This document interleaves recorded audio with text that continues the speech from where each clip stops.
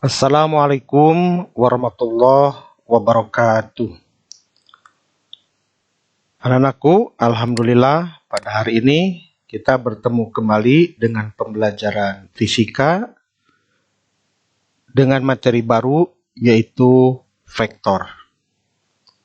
Sebagaimana pertemuan sebelumnya Bapak sudah mengingatkannya agar pada hari ini membawa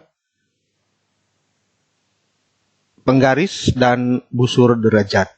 Oleh karena itu, ya siapkanlah penggaris dan busur derajatnya.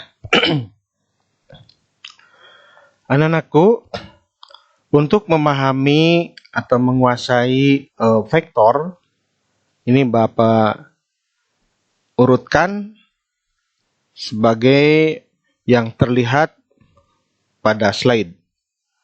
Yang pertama, kita bisa memberikan pengertian tentang vektor, memberikan contoh-contoh besaran vektor, kemudian menggambarkan vektor, tentunya dengan bisa menjelaskan bagian-bagiannya, kemudian sifat dari vektor, dan nomor 5 ini merupakan intisari pembahasannya, yaitu tentang penjumlahan vektor.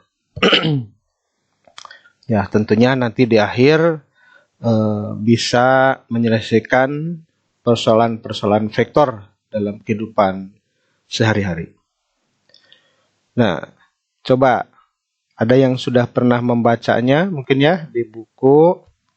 Apa itu yang dimaksud dengan vektor? Atau mungkin matematik sudah mengajarkannya? Ya, kelas lain kemarin katanya belum ya. Nah, coba barangkali di kelas ini ada yang tahu apa itu yang dimaksud dengan vektor? Ya, vektor itu besaran ya. Besaran dalam fisika yang selain mempunyai nilai, vektor ini mempunyai arah. Jadi kuncinya pada arah, begitu ya. Nah, coba berikan contohnya besaran yang mempunyai arah selain punya nilai. Besarannya boleh ambil dari besaran pokok. Ya, coba panjang ada arahnya nggak? Ya, tidak ada ya. Masa ada arahnya? Tidak. Nah, kalau Anda telaah begitu ya, mulai dari panjang, masa, waktu, terus sampai jumlah zat, itu semuanya tidak punya arah. Berarti besaran pokok itu semuanya bukan besaran vektor. Jadi kalau begitu, apa contohnya? Coba satu saja. Iya, gaya ya, gaya. Gaya itu kan tarikan atau dorongan, gitu ya, pada suatu benda. Kalau tarikan atau dorongan kan ada arahnya, ditarik kemana atau didorong ke kemana. Betul, satu ya. Terus, ya, kecepatan, percepatan, apalagi berat. Ya, berat itu kan massa sebuah benda yang dipengaruhi oleh percepatan gravitasi. Gara-gara benda punya berat, maka benda jatuh ke bawah, kan ya, jadi arahnya ke bawah. Begitu. Nah, itu contoh besaran vektor. Berarti ini pengertian sudah ya. Kemudian contohnya tadi sudah. Begitu ya, boleh kita uraikan lagi di sini. Ya, perpindahan. Perpindahan kan kalau sebuah benda itu pindah kemana? Kan bisa sejauh berapa artinya nilainya, kemana itu arahnya. Nah itu. Berarti nomor 1 sudah selesai, 2 selesai. Nah sekarang kita ingin tahu bagaimana gambar sebuah vektor. Ya. Nah seperti ini. Jadi vektor digambarkan dengan sebuah panah ya, dengan sebuah panah. Jadi seperti ini. Di sini sengaja Bapak bagi dua itu untuk menjelaskan bahwa ini nilainya dua ya, ada dua bagian berarti dua satuan. Kalau vektor ini vektor gaya berarti 2 Newton. Kalau vektor ini adalah vektor kecepatan berarti 2 meter per sekon dan seterusnya.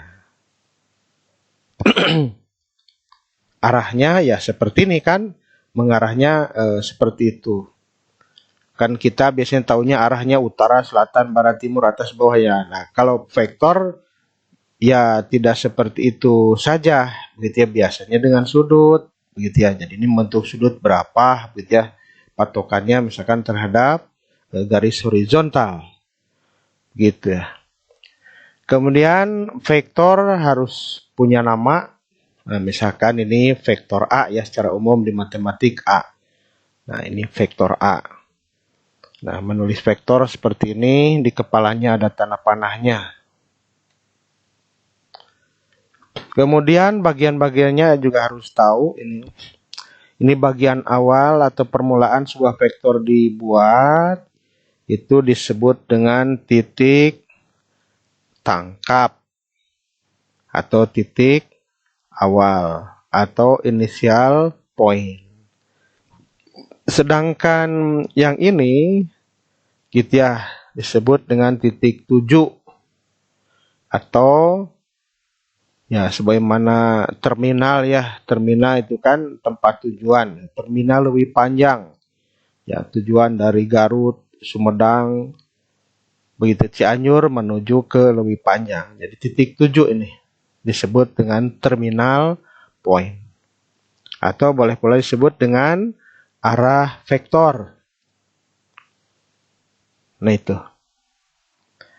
Kemudian ya tadi ini tentang arahnya. Itu ya, menyebutkan arah harus ada patokan.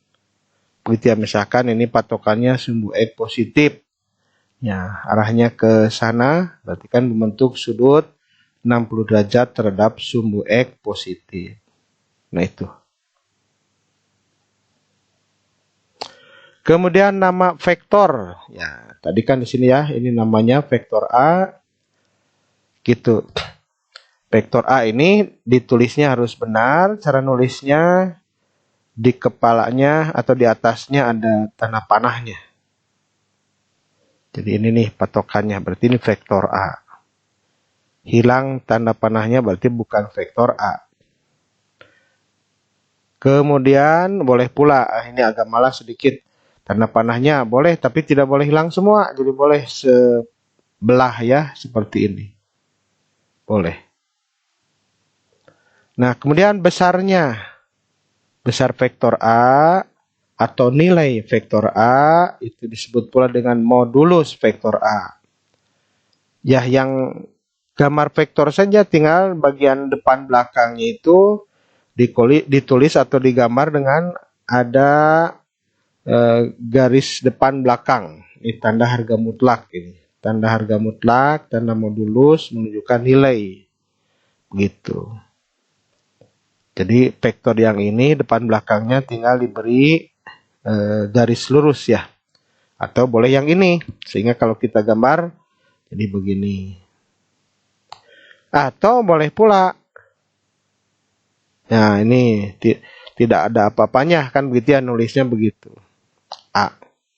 Gitu. Berarti ini nilai. Berarti kan harus ada jawaban ini berapa nilainya. Berarti misalkan contoh yang atas ini 2 satuan. Ini hanya contoh saja ya.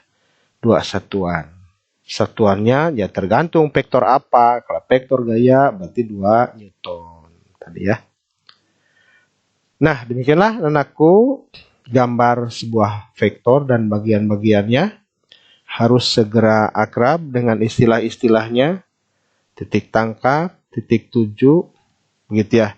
Karena untuk berikutnya ya kita akan banyak bergaul atau beroperasi dengan vektor. Nah, kalau disebutkan titik tangkap, oh paham ya, berarti ini awal sebuah vektor dan seterusnya. Kita lanjutkan. Nah, berarti menggambar sebuah vektor sudah selesai ya. Nah, yang keempat, sifat vektor. Yang ini.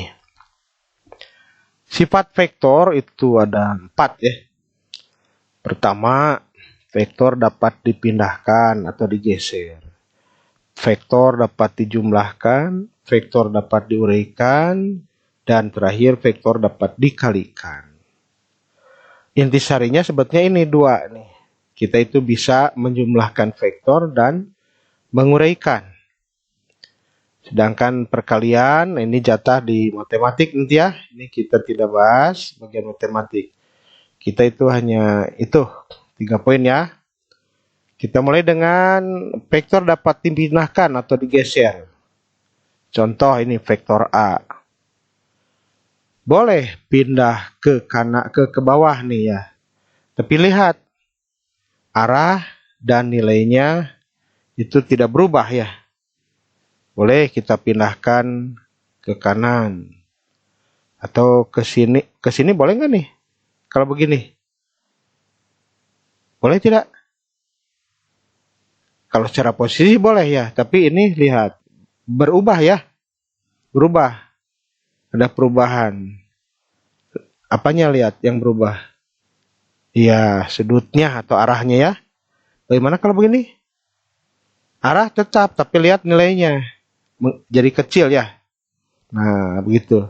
Apa yang dapat disimpulkan? Iya, betul ya. Jadi vektor dapat dipindahkan atau digeser dengan syarat tidak boleh mengubah baik nilai maupun arah. Gitu. Nah, sekarang yang kedua. Ya, intisarinya ini ya. Vektor dapat dijumlahkan. Misalkan ini ada beberapa vektor mau dijumlahkan. Itu ada beberapa cara ya. Ada secara lukis atau grafis, makanya kemarin kan disuruh membawa penggaris dan busur. Kemudian secara matematis, ini tidak butuh penggaris atau busur ya, karena ini dihitung. Kemudian yang ketiga, metode analitis, begitu ya. Nah ini Bapak hijaukan, metode analitis sebetulnya kalau tidak dibahas pun tidak apa-apa. Kalau kamu sudah menguasai metode yang pertama, gitu ya, itu yang ketiga bisa. Secara lukis juga ada beberapa cara ya. Metode jajar genjang. Kemudian metode segitiga dan metode poligon. Kenapa metode poligon? Warnanya dibedakan lagi. Nah ini juga kalau tidak dibahas pun tidak apa-apa. Kalau paham nomor 2 ini metode segitiga. Nah poligon itu pengembangan dari metode segitiga. Ini bisa diterka-terka dulu ya sebelum mengerjakan metode jajar genjang. Ya, bisa ditaksir ya, diterka. Ya pasti nanti hasilnya seperti jajar genjang. Metode segitiga berarti hasilnya seperti segitiga. Nah, poligon, poli artinya banyak, gon sudut berarti pengembangan segitiga. Kalau segitiga kan hanya 3. Kalau poli ya lebih dari 3. Jadi 4 misalnya sudutnya dan seterusnya. Kemudian secara hitungan ya. Secara hitungan ya tinggal menggunakan rumus ini. Ada rumus seperti ini. Ya gampang saja rumus ini langsung hafal karena di SMP kan sudah belajar ya. Bahwa A tambah B dikuadratkan itu adalah A kuadrat tambah B kuadrat tambah 2AB kan sampai sana ya. Nah sekarang tinggal tambah kosinus alfa dan akar gitu ya. Jadi rumus ini langsung hafal ya.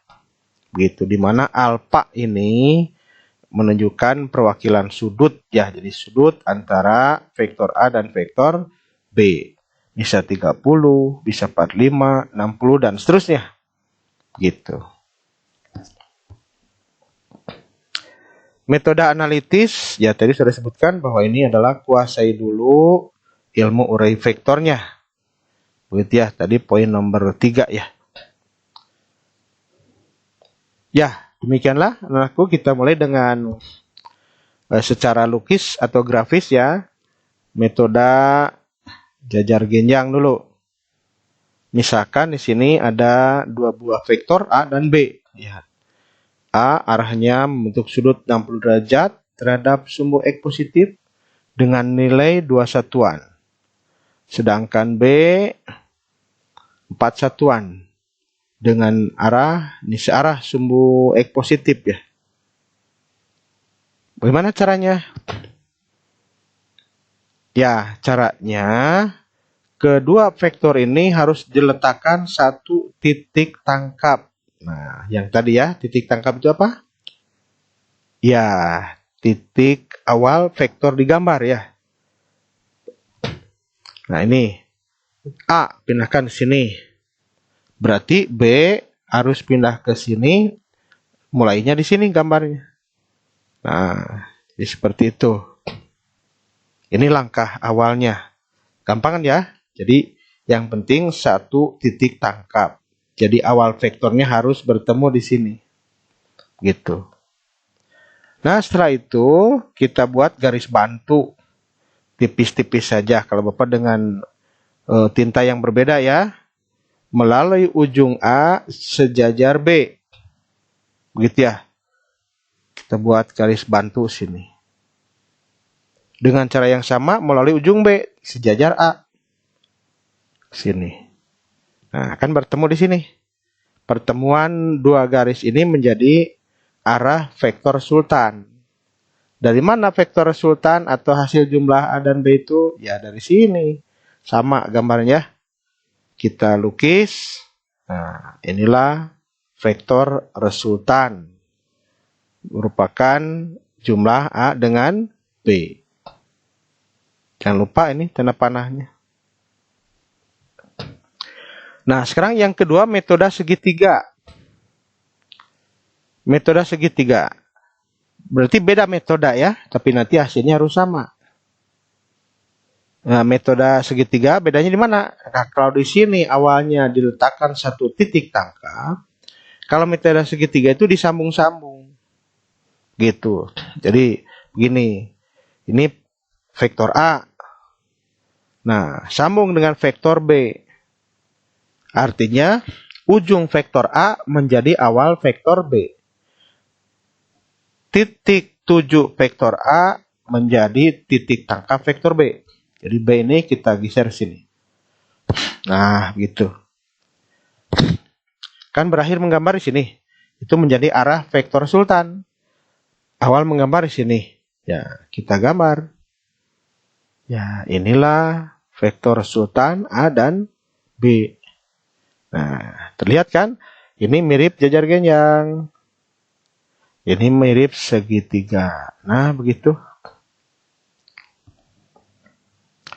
Nah, itu secara lukis atau secara grafis. Nah, sekarang bagaimana kalau diminta vektornya B plus A untuk yang segitiga? Ya, berarti sama saja prinsipnya ya. Yang penting gambarnya B dulu. Kita pindah di sini. Berarti B dulu yang kita lukis.